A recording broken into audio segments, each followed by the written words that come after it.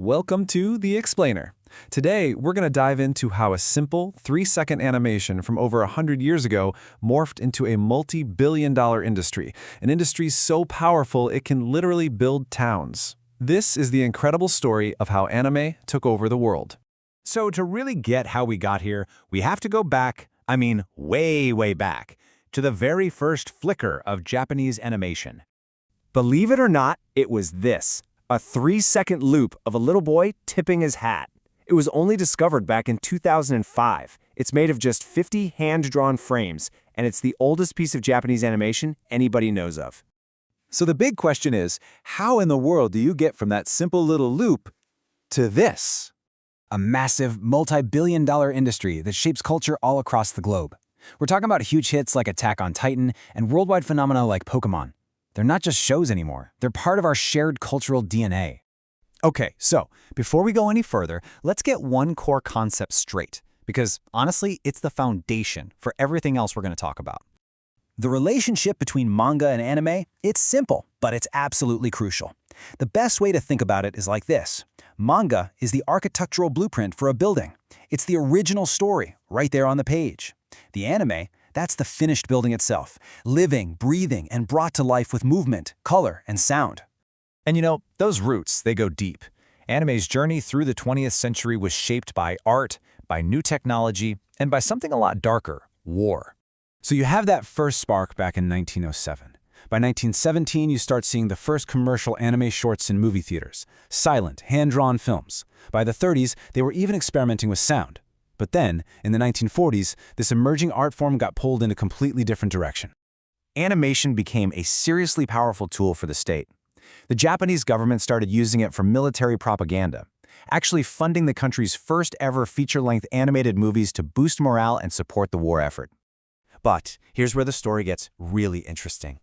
Out of the devastation of that war, one young artist would show up and completely change the game forever. And that artist's name was Osamu Tezuka. Just think about this for a second. He's watching one of those propaganda films, and somehow he sees a glimmer of hope for peace in it. That one moment put him on a path to completely redefine what animation could be. It's really no wonder they call him the god of manga. See, Tezuka had this huge, bold vision. He wanted to bring anime into everyone's homes, on television, every single week. But there was a giant roadblock. Traditional animation was way too expensive and took way too long for a weekly show. He needed a brilliant solution, and fast. And what he came up with was pure genius. He developed a technique called limited animation. Basically, instead of redrawing every single thing in every single frame, you reuse backgrounds. You only animate the parts that are actually moving, like a character's mouth. He solved the production problem. And the craziest part? In doing so, he accidentally created the signature visual style that we all think of as anime today. And the result of all that genius? Astro Boy. It hit the airwaves in 1963, and it was a total game changer. It was Japan's first ever weekly 30-minute anime series for TV. It became a massive cultural phenomenon and basically kickstarted the entire modern anime industry. So Tezuka basically built the rocket ship. Now let's fast forward a few decades to the 1990s, because that's when that rocket didn't just take off, it exploded onto the world stage. Oh man, the 90s. If Tezuka lit the fuse, the 90s were the full-on explosion. This was the moment anime went global. We're talking a tidal wave of iconic shows like Dragon Ball Z, Sailor Moon, and Pokémon that suddenly became household names pretty much everywhere. And you gotta understand, these were so much more than just cartoons for kids. I mean, get this. A show called Slam Dunk was so popular, it's actually credited with making basketball a huge sport in Japan. And then on the flip side, you had stuff like Neon Genesis Evangelion that was dealing with deep psychological trauma. The 90s proved it. Anime could tell literally any kind of story. But you know, the impact here goes way beyond just being entertainment. It's about how these stories connect with people on a really deep, really personal level. So what's the secret sauce? Why do these stories create such a powerful bond with millions and millions of us all over the world?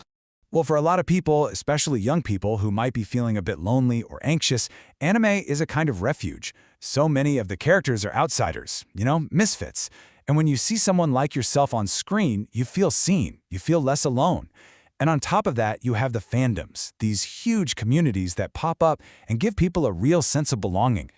Now this is where things get really wild. That deep personal connection, it doesn't just stay on the screen. It spills out into the real world in some pretty shocking ways. I mean, it sounds crazy, but I have to ask, can a TV show literally build a town? Amazingly, the answer is yes. It's all thanks to this phenomenon they call anime holy lands. These are actual, real-life places that get featured in an anime series.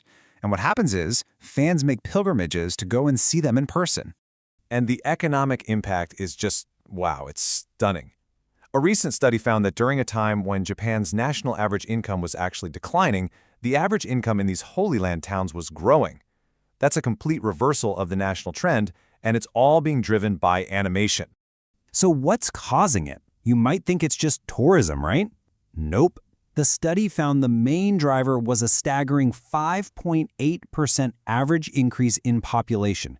Let that sink in for a second.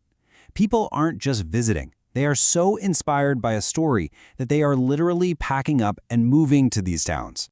So when you think about that journey, from a tiny 3-second silent film to a global cultural and economic force that can actually build communities, it's just one of the most incredible stories in modern art. It really makes you wonder, what's the next chapter going to be?